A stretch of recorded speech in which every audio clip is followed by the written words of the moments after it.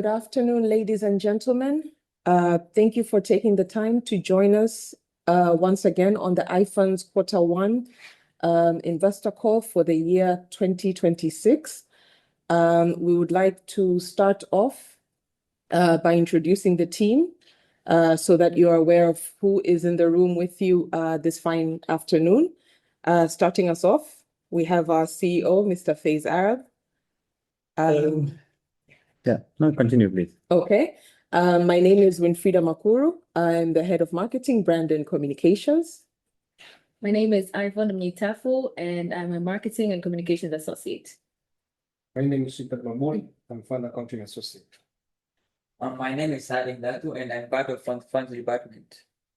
My name is Aisa Mari, and I represent client relations. My name is Azan Sachidina, and I'm the funds investment analyst. My name is Josephine Kabude, and I'm a fund operations associate. My name is Mariano Gambo. I'm the fund administrator. Hello, my name is Faiz Arab, and I'm the CEO at iTrust.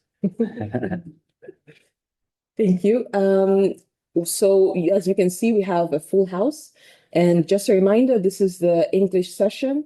And at 5 p.m., we'll be having the Kiswahili session as well. So you're welcome to stay for both, just in case. But otherwise, before we start our presentation, we'd just like to remind you to type all of your questions in the chat or the Q&A, and we will address them at the end of the presentation. That being said, we will now walk you through the performance of the iFunds for Q1. Thank you, Vinny. Good evening, everyone, and welcome to our first 2026 investor call. I think just before we get into the performance of the funds performance that we're going to be presenting ongoing in this call, just to highlight to our new investors who might be joining into our pool of investments and our new customers, I would like to welcome you all to the iTrust family, and just to give you a highlight of what iTrust does as a firm. So as a firm, we are regulated by capital markets and security authorities. We are regulated by Bank of Tanzania, and we are dealing members at Dar es Salaam Stock Exchange. Currently, we have 7 funds that we manage under the arm of iTrust Finance. Our total AUM currently is 520 billion. In 2025, we did around 300 billion plus in equity trading. We have done 19 plus advisory transactions, and I will talk more about it in the next slide. Also, through our Sharia arm, which is our Iman arm, we do lending, and we have a total loan book of around 85 plus billion. This is a journey of iTrust and Iman since we started. Iman was incorporated in 2023. Fast forward to 2023. Fast forward to 2023 was where we rebranded to iTrust Finance. And that was our first ever transaction that we did, an equity, a rights issue for Afriprice, which is now known as, so initially was known as TCCIA. Now it's renamed to Afriprice at the time. We did equity raising for them in the tune of 10 billion. So going to the next year in 2024, we did a couple of transactions there. We did another rights issue for DCB Commercial Bank. We did the Samia Infrastructure Bond in terms of debt raising, close to 323 billion. We also launched all our funds during that year. Moving on to 2025, the highlight was obviously the iDollar Fund, the first ever dollar fund in the country. So that was a very big milestone that we achieved. Along with that, we also did some debt and equity transactions. So we did the TCB Stawi bond. iTrust was a big player in that.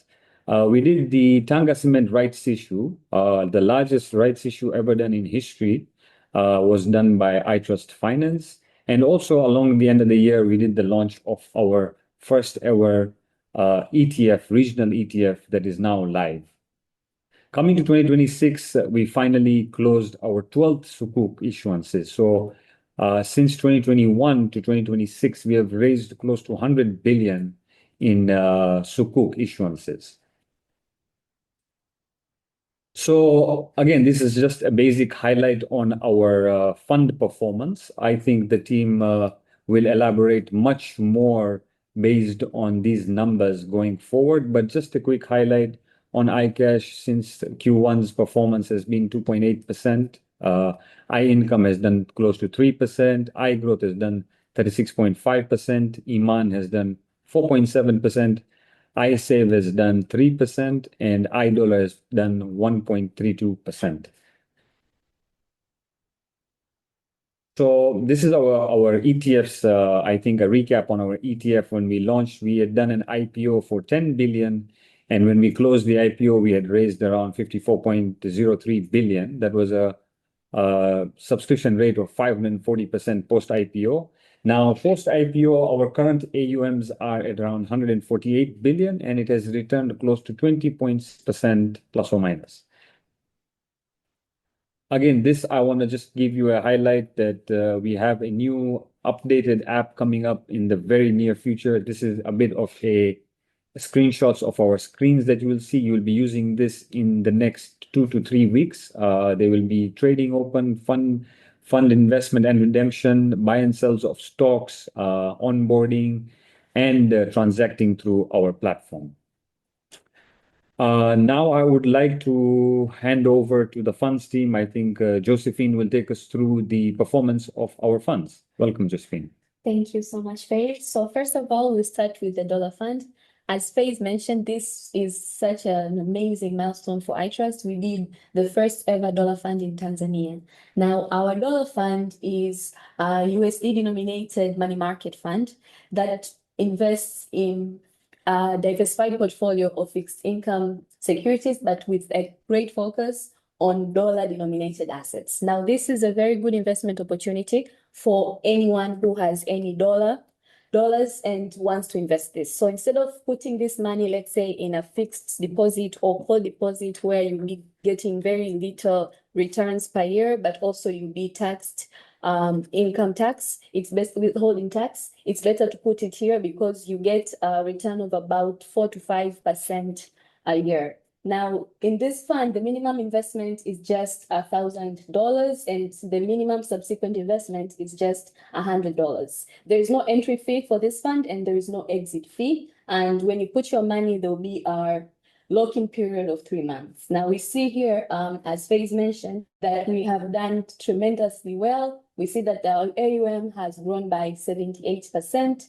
while in this first quarter, we see that we have had a very good growth of 1.32%. You can see there's a very good graph that shows how the fund has been performing relative to the benchmark, which is the Tanzanian bank average USD fixed deposit rate. So it has been a very good first quarter for the dollar fund. Up next, we have the iCash fund. Now, this is our Tanzanian money market fund. Now, this is a fund that invests in treasury bills, whole deposits, and also short-term treasury bonds and corporate bonds. It is recommended for any investor who has a low risk appetite and wishes to invest for a short-term or medium-term. Now, this is a very good fund for anybody who wants to invest their emergency fund, who wants to manage the liquidity in Tanzanian shillings, anybody who has money today, but you're not sure when you need to use it. Instead of putting it in your current account, instead of putting it in a fixed deposit where, again, you'll be given withholding tax and then there'll be penalties in case you have to withdraw prior to time, you can put it in this particular fund where there is no entry fee, there is no exit fee. When you want to withdraw, you just get your money in 3 working days. Now, to put money into this fund, the minimum initial investment is just 100,000 Tanzanian shillings. Our minimum subsequent investment is just 10,000 shillings. And the benchmark for this particular fund is the treasury bill rate over 365-day treasury bill. Now, you can see that for this particular quarter, we have had also a very good growth. Our assets under management have grown by 38%, while the fund itself has performed well, and it has already performed 2.82%. You can see also there's a very beautiful graph over there that shows how we've been performing relative to our benchmark. Good afternoon again. So I'll take you through our fixed income funds. We'll start with our income. Our income is a fixed income fund which majorly invests in long-term and medium-term treasury bonds. Minimum investment is 10 million and subsequent is 100,000. This fund is particularly attractive to investors who wish to receive monthly payout. So if you want cash flows to receive cash flows every month, this fund will be very convenient for you, as you pay part of the interest that has accrued in that particular month back to your bank account. It, of course, attracts an exit fee of 1% because it's meant for investors who'd like to invest for a long period of time. In terms of performance, our AUM went up by 3.87%. That is 16.9 billion. Our NAV was up by 3.04%, which is 117.7689. In terms of our asset allocation, you can see majorly 75.6%. We've held it in the treasury bonds. We have 9.4% cash and then 15% in corporate bonds. When it comes to how we have performed as of the first quarter vis-a-vis the benchmark, we have outperformed our benchmark, yes. We're at 117.7689. If you look at our benchmark, which is a 5-year treasury bond, I believe the last time there was an issuance of a 5-year was around 2025 November, which had a yield of 10.54%. If you look what our income would give you as an investor is a minimum of 13%. So how the market is performing right now with very low yields, you're at a very good advantage investing in a fund like our income. Over to iSave. iSave is also a long-term fixed income investment, which also invests in long-term treasury bonds. Minimum investment is 100,000 Tanzania shillings, the subsequent of 10,000. It also has an exit fee of 1% because it's meant for investors who want to invest for a longer period of time. As far as our performance is concerned, in terms of AUM, it went up by 30.86%, which translates to 13.89 billion. Our ADV went up by 3.07%, which is 117.3681%. On our asset allocation, we have 69% held in treasury bonds, 29.6% cash, and 1.5% corporate bonds. If you look at our benchmark, we are almost matching with our benchmark. This is because at the beginning of the year, I believe that was the last time we had an issuance, which was around 11.3% yield. Considering what an investor is getting in a fund like iSave, which is from a minimum of 12.5 to 13%, you are at an advantage as an investor putting your funds in a fund like iSave as compared to buying bonds in the market. I'll also take you through the Iman Fund. Iman Fund is a Sharia compliant balanced fund, which primarily invests in sukuks and halal equities. The minimum investment is 100,000, subsequent is 10,000. It's a long-term investment. That's why it attracts a fee of 1% upon exit. So as far as our performance is concerned, our AUM went up by 175.12%, which translates to 16.98 billion in AUM. Our ADV went up by 4.75%, which translates to 144.6773. And on our asset allocation, you can see that majority, which is 73.9%, was held in sukuk, 9.9% was cash, 16.1% was in equities. So our performance vis-a-vis our benchmark, you can see there's a very large gap between 144.6773 vis-a-vis our benchmark, which is 111.9918. At the end of the quarter, the Tanzania All-Share Index went down by around 5%, but Iman Fund went up by around 2.21%. So that is a really good investment opportunity for someone who's very conservative, but at the same time is able to benefit from the market and the fund itself. So my colleague Azan will take you to the next one. Thank you, Miriam. I'll take you through iGrowth Fund. So iGrowth Fund happens to be one of the best performing funds in our pool of funds. As far as iGrowth is concerned, for any investor that came in from the beginning of the year, so that is 1st of January 2026, they would have made around 36.56%. Just to put that into monetary perspective, if you deposited, say, 100,000, your return would have been 36,500 and sorry, 36,000. As far as the asset allocation is concerned, we have 75% of the fund that is invested in equities. We have 11% invested in ETFs, and we have a small portion of 7.6% in treasury bonds. The reason for this stellar performance has been the first 2 months of the year, which is highlighted by the strong performance from BSE listed stocks such as NMB and the likes. The next fund I would like to take you through is our newest fund, the ETF. The ETF is investing in the East African capital market. So you're looking at Nairobi Stock Exchange, you're looking at Uganda Stock Exchange, as well as the Tanzanian Stock Exchange. Since the beginning of the fund, so this was incepted on the 24th of January, up until the end of Q1, which was 31st March, the fund has returned 18.54%. I would just like to highlight that this is the net asset value performance, and not the price on the stock market. As far as the price on the stock market is concerned, upon listing, on the day of listing, the opening price was 1,000 shillings, and by the end of the closing of the day, the fund had already closed at a price of 1,140. By the end of Q1, 31st March, the closing price on the Dar es Salaam Stock Exchange was 1,210. With regards to the asset allocations, you can see that 16.25% is weighted towards Safaricom, 17.58% to NMB, 13.31% to KCB, 6.83% to MTN Uganda, and 4.23% to Equity Bank Kenya. These happen to be the 5 largest holdings currently in the ETF.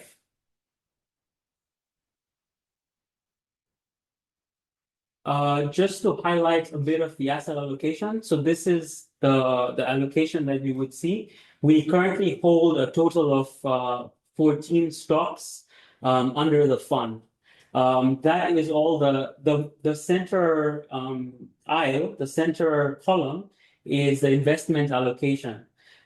Feel free to visit our website. This investment allocation is updated on a weekly basis on our website, so you can get up-to-date information every week. As far as you can see the returns are concerned, you can see that the return since inception for each of these stocks has resulted to about 13.58% if this investment allocation was static. Now, I would like to raise that the fund has actually done 20%, while these asset allocations have done about 13.58%. So just to put that into perspective, that essentially means that the fund outperformed this investment allocation, which means that the timing of the investment was so vital that it made a 6% difference in its returns. Just to highlight a bit onto the sector allocations, we have banking stocks, we have telco stocks, we have manufacturing stock, and we have one insurance stock as well. So it's a pretty diversified portfolio when it comes to the sector allocation. And with regards to country allocation, you can see that majority of the investments are scattered between Kenya and Tanzania, and a small percentage in Uganda and in Rwanda.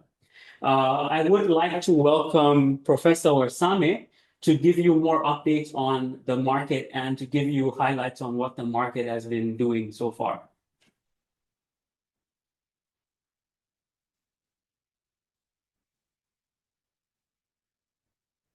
Prof, you're on mute. Sorry about that. Hello, everyone.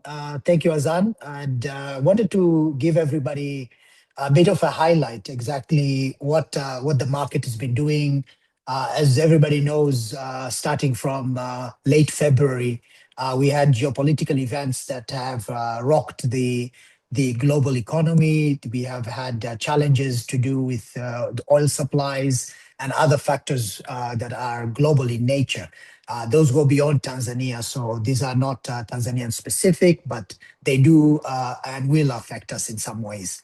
So I just wanted to give you a highlight of what the situation has been. As you can see here, we have two charts. One is the ETF against the Tanzanian Stock Exchange share index and the Nairobi Stock Exchange. As you can see here, if you benchmark from when the conflict started, you see that the Nairobi Stock Exchange has dropped. So the benchmark being 1,000, the Nairobi Stock Exchange has dropped to about 901. That tells you about a 10% decline, correction. In finance, when stocks go down 10%, we call it a correction. If they go down more than 10, they go 20%, we call it a bear market. But so far, the Dar es Salaam Stock Exchange has actually outperformed on the downward side, the Nairobi Stock Exchange. So it's down only about 5%.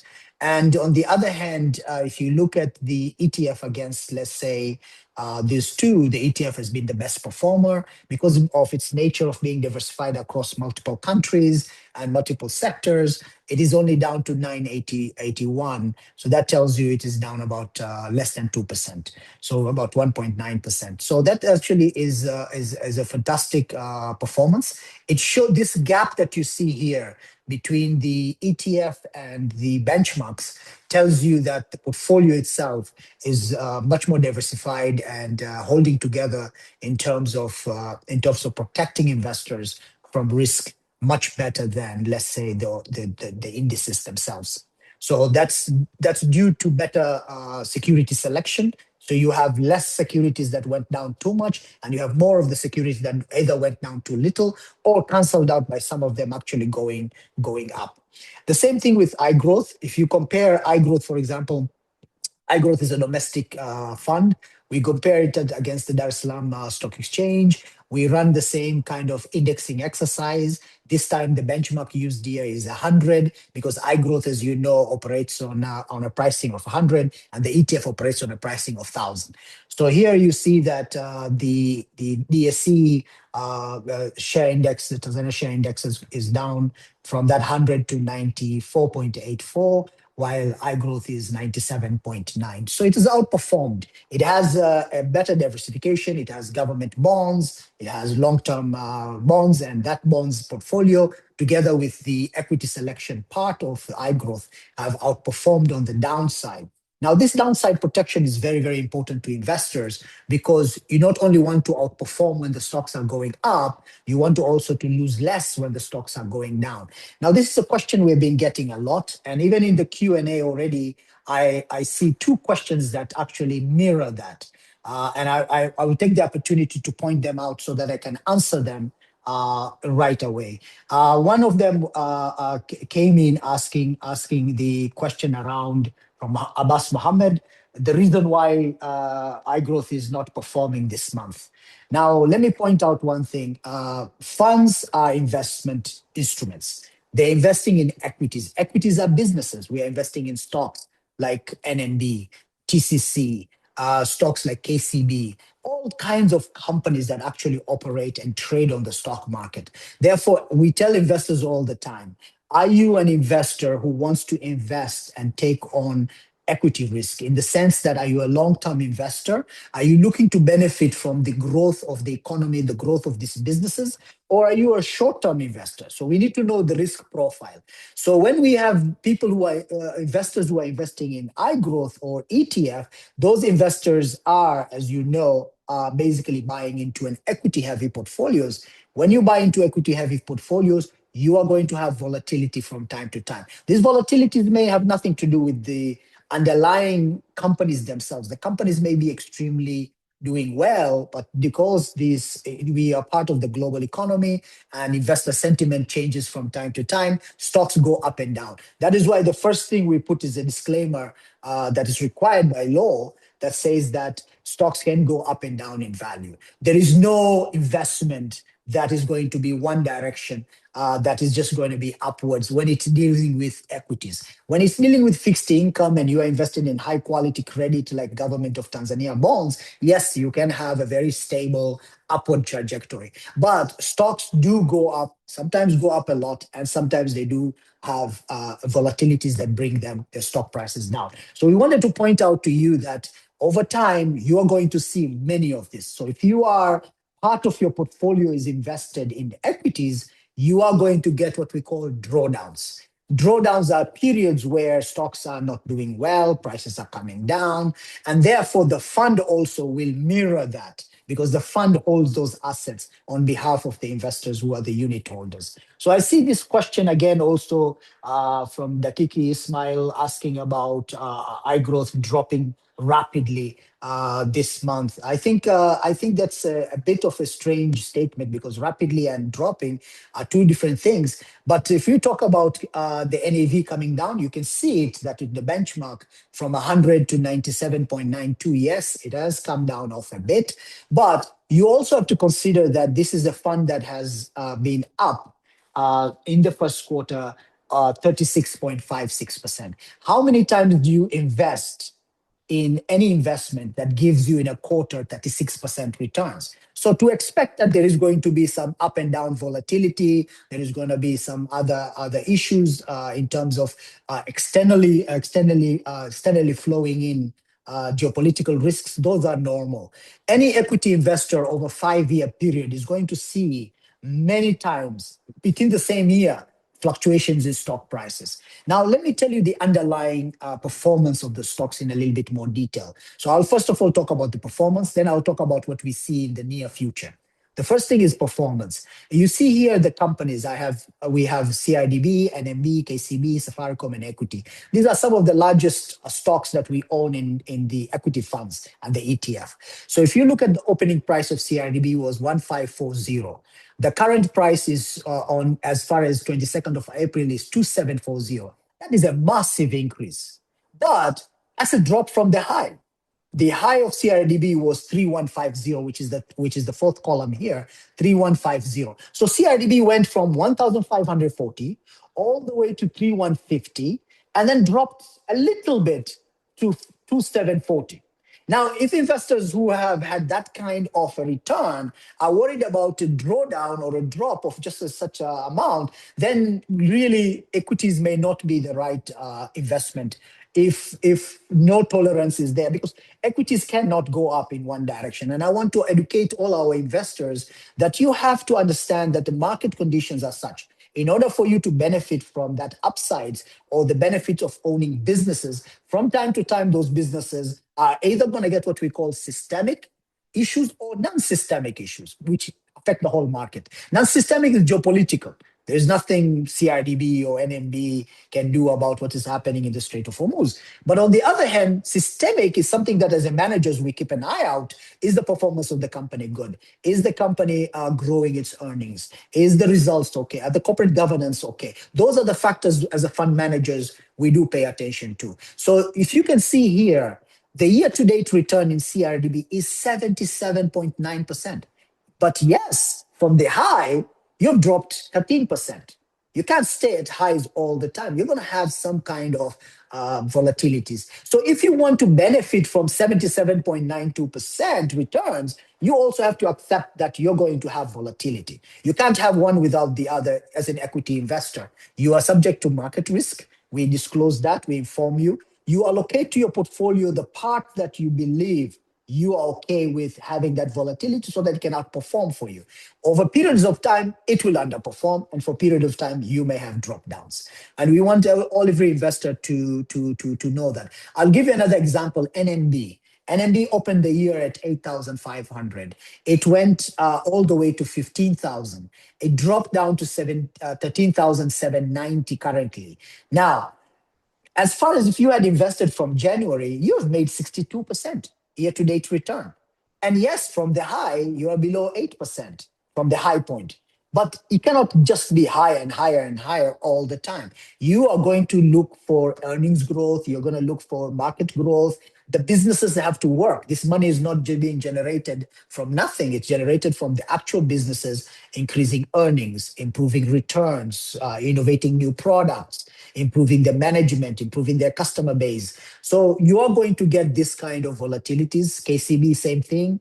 It went up, then it came down. KCB actually and Safaricom have been impacted even more. Why are the Kenyan stocks being impacted more? Mainly because they are more liquid, they are more exposed to foreign investors, and it's the foreign investors who have driven the prices down from the high. For example, KCB at some point went from 65.5 all the way to 80.5, and then it's come down to about 60. Today, I think it was trading at around 68 and a half. So it's not as bad as these numbers because it has come back up to 68 and a half. As far as today's closing price is concerned. Same thing with Safaricom, which is a heavy liquid stock. Foreign investors can sell easily. And so you're going to get this. To us as investors, we consider some of this as opportunities. Whenever we see stocks selling off and selling off a lot, we actually want to be investing. We want to be going the other way. And when stocks are sometimes highly valued, we may actually be sellers. So we want to be buying low and selling high. But many investors are always concerned when they see things coming down. They don't see that as an opportunity. Many times the temporary nature of price declines scare many people. And we do get a lot of questions around, oh, why is something going down? And the reason is very simple. We do have some investors who are not happy with what's happening on the global risk platform and are willing to exit their investments at a lower prices. So that happens from time to time, and it's normal in the capital markets. Now, looking at our two equity-heavy funds, the ETF and the iGrowth. If you look at the ETF started listed at 1,000.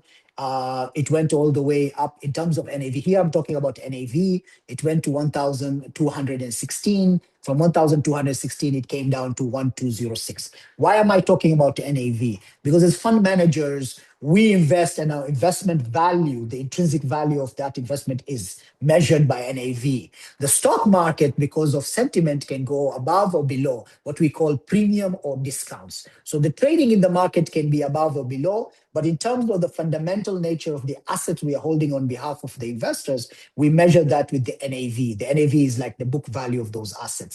So the book value of those assets, or the NAV, is 1,206 as of 22nd April.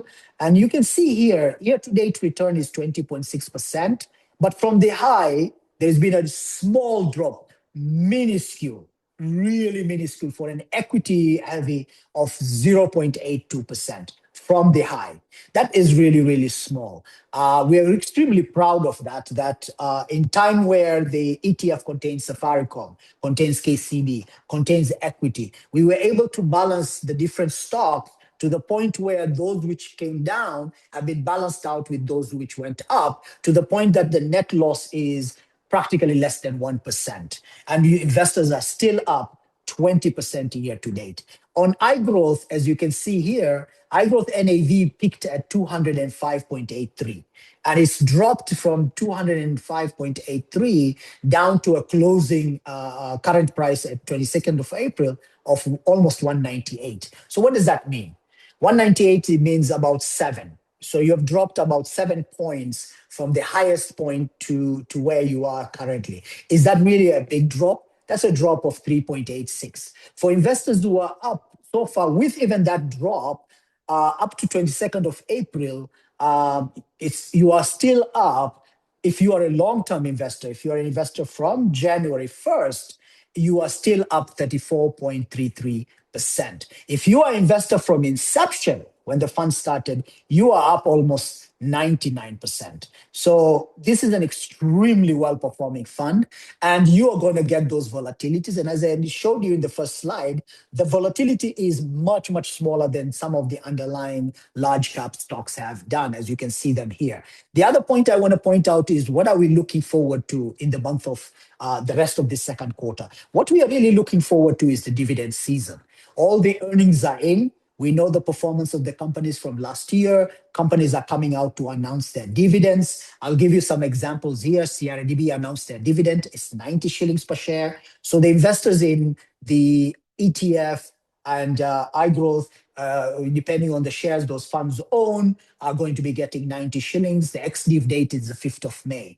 TCC just announced 650 shillings. They haven't announced their payment dates and ex-div dates. In Kenya, KCB announced a 3 Kenyan shilling dividend, which the fund already qualified for, both iGrowth and ETF. That was ex-div on the 2nd of April.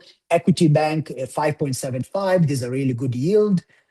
Jubilee, 13 Kenyan shillings per share. BAT, 60 Kenyan shillings per share. It's in the ETF, and the ETF is going to make some dividends come ex-div date being 8th of May. So we are quite happy with the kind of dividends that are coming up, and those will all add to the assets of the fund. And all investors, all of you who are unit holders, are of course beneficiaries. You're going to see an uptick on your NAV coming from the dividends. So dividends, we expect the dividend yields to be around 6 to 7% improvement. That is going to be much higher than even this drip you see from the high point to where these funds are trading now. So let me close by again reiterating. If you are an investor who is a long-term investor, please do not start looking at day to day and start becoming a short-term investor. You cannot invest in equities where every single dip is like something has to be done about it, that actions have to be taken. We are investors in equities and companies. Those companies are working every day, and we expect them to perform. Where we make changes is when we notice that a company's industry or particular business is not doing well, or the value is too high. In that case, we take action as fund managers. Otherwise, we will continue operations as normal. Thank you very much. Thank you very much, Prof. We appreciate that. I think through that, you were able to answer many of the iGrowth ETF questions, as well as giving an overall view of the current state of the market. That being said, I think that marks the end of the presentation. So we will head to the Q&A session now. Starting us off, I think we'll start with the overall account questions. So just to remind people that we have 4 types of accounts that people can open here at iTrust. So we have individual accounts, we have joint accounts, we have minor accounts, as well as corporate accounts. That allows you to invest in either the funds or in shares and bonds as an iTrust client once you have created one of these accounts. So by creating, we have a question here from Eric. So just to answer your question, Eric, when you are able to create a joint account or a company account here at iTrust in order for you to be able to start investing in the funds. Again, we have our contact information up here, so please feel free to reach out to us via phone or email, and our customer service team will be in touch with you. Going to the question about the iDollar fund, does a client need to have a dollar account, or do we just use our local bank account to invest? So this is a 2-part question. First one being, all investors need to have local bank accounts, whether it is a T-shilling account or a dollar account for the sake of the iDollar fund. So answering your question, you need to have, when I say a local bank account, I mean the bank needs to be registered here in Tanzania for you to be able to invest. And so for the iDollar fund, yes, it is a requirement for you to have a dollar account. Maybe if the funds team would like to elaborate on why that is the case and not a T-shilling account for the iDollar fund. Yeah, so primarily the reason why we would like our investors to have a dollar bank account is because we do not encourage conversions. So basically, our investors are supposed to deposit funds from their dollar bank account, transfer, not cash deposit, and all payments are done to your dollar bank account that you have registered with. So we do not encourage any conversions. Thank you. I think that has clarified that. Headed to the ETF, we also have a few questions that haven't been addressed. So the first one reads, if the iTrust ETF, or rather the IEA CLC ETF, is traded in the DSE. And on the 22nd of April 2026, as per your website, the units were down by exactly 2 million units, and the net asset total value came down to about 2.8 billion shillings. Can you please kindly elaborate? Actually, thank you for that question. That's a brilliant question. If any of you were there during the launch of the ETF or when we were talking about the ETF, one of the key features of an ETF was the subscription and redemption mechanism. So essentially how units are created and redeemed are through an authorized participant, which in our case is iTrust Finance Limited's brokerage division, right? So essentially, like you said, right now the current situation is the market is trying to sell more units. Excuse me, Azan. Excuse me, Azan. You guys get cutting out. Is it something's happening to the internet? Oh, sorry about that. Can you hear us now? And now I can hear you. I hope it doesn't continue because we did that Yes. several times where key information were dropping out. Was missing. Okay, maybe can Azan start again and then we'll take it from there? Yes, please. Thank you, Prof, for noting that. So one of the key features, like I mentioned, of an ETF is the creation and redemption process. For any of you that invest in the mutual fund, you as an investor in iGrowth, for example, you would deal directly with the iTrust fund management team, right? The ETF is structured in a slightly different manner, where an authorized participant, in this case, iTrust Finance, would ensure that the amount of units that are being circulated in the market fits the necessary demand. So essentially, when people are selling units, iTrust is there to provide liquidity to everyone on the Dar es Salaam Stock Exchange. And when we see that we want to, so essentially what happens then is when iTrust liquidates you from the market, they would take those units and redeem through the fund management, which would be a redemption process in the ETF's redemption process way. So that's essentially what happened. The AP, which is iTrust, redeemed from the fund 2 million units, which was the reason that you noted that the units went down by 2 million shillings. Thank you, Azan. I think, Prof, would you like to add anything? You pretty much I think, covered. I think I think this internet dropping off has been happening. I don't know if it's just particularly me or other participants can also see the same thing. But just to reiterate what Azan said, the process of creation and redemption for an ETF operates through an intermediary, in this case, iTrust, which manages the process between the stock exchange and the fund. So what happens is that whenever creation is happening, units are going up. Whenever investors are selling in the market, iTrust buys them and provides liquidity in the stock market, and then iTrust can redeem those units. So that's how the process works. It's just a slightly different process to allow for exchange trading opposite to, for example, direct trading with a fund manager. As you all know, direct trading with the fund manager is operationally intensive. A lot of investors, the fund managers to maintain rails for in and out, and that creates a lot of frictions in terms of operational complexity. And it's something that we are looking at to simplify through a process. The listing process simplifies that, makes it easier for investors to trade. They get their settlement T+2. So there's a lot of advantages to the ETF model, and we are quite excited being one of the biggest operators of ETFs, and we think ETFs are where investors in the future are going to invest mostly because they get a lot of visibility and can trade their holdings through the stock exchange, where the rails for settlement, trading, price discovery are much better. And that's something that we are really proud to have the East African ETF. And this is a first for the whole region. Thank you. Thank you so much, Prof. Thank you for pointing out that the internet is dropping a bit, so we apologize for that. We will continue looking into it as we continue the call. So we hope we are able to improve it by the time we get to the Swahili session.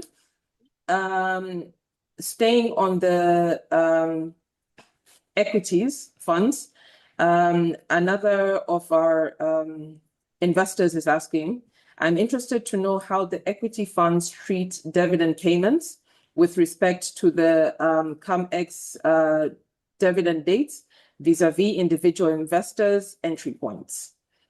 Yeah, would you like to address that? Yeah, so I'd answer that. Basically, when it comes to dividend payments, the moment a company issues out the results of the company and comes up with the dates, on the ex-div date is when us as the fund manager, we usually recognize the ex-dividend amount, right? So on that particular day, there's going to be a bump when it comes to the NAV of the fund.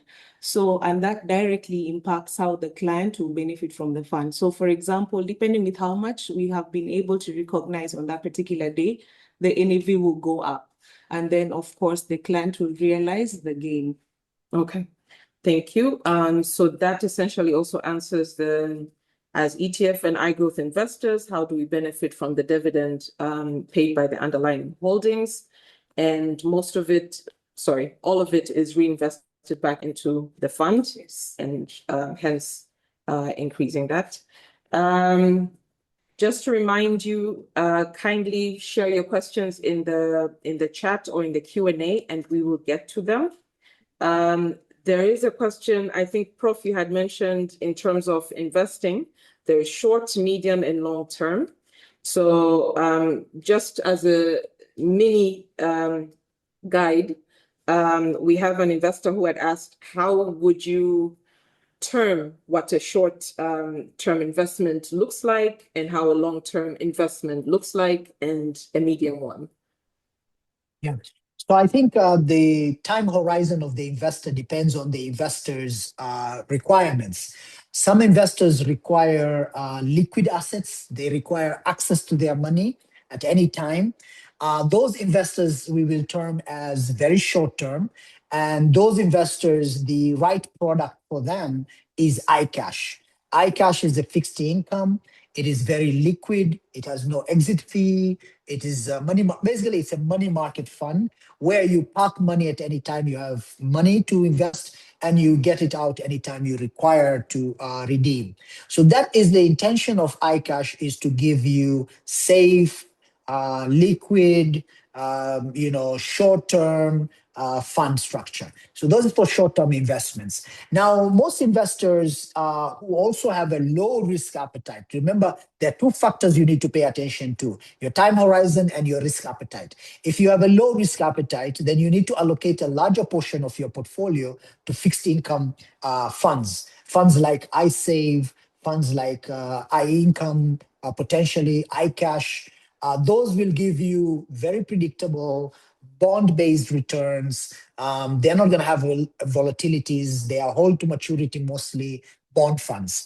And if you are allocating a portion of your portfolio to any medium to higher risk assets that contain equities, you need by nature to be a long-term investor. Otherwise, what you're doing is you're playing in a speculative game. You're saying, I know things when they're going up. You're doing market timing. We do not encourage market timing as fund managers. We believe that our investors who have long-term horizons, meaning that things above 3 years, 5 years, even more, they are the ones who are most the appropriate product for them to get high levels of growth, to benefit from economic growth of the country, from the business growth of these high quality businesses, is equity instruments. So you can buy shares directly, you can buy our iGrowth fund, our ETF. We do not encourage short-term investors into those instruments because those instruments do have the potential to have higher prices or lower prices. And because of that volatility in the short period of time, you are going to see volatilities of all kinds. Upward, people like upward volatility, but it's still also a volatility. Prices have moved up, so prices sometimes can move down. So therefore, short term is anything you want to deal with less than 6 months, less than a year. Medium term is up to 5 years, and long term is about 5 years. Thank you for that, Prof. Just maybe as a reminder, as we're wrapping up the session, we have, I think we can link these two. We have a question, is iCash halal? Stay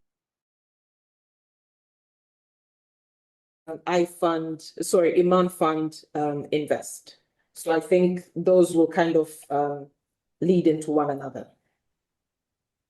So iCash fund is not a halal fund because it invests in interest-bearing assets. So essentially, any interest-bearing asset would not be a halal investment. So when you're talking about treasury, government treasuries, or corporate bonds, those are interest-bearing assets which would not be deemed Sharia compliant.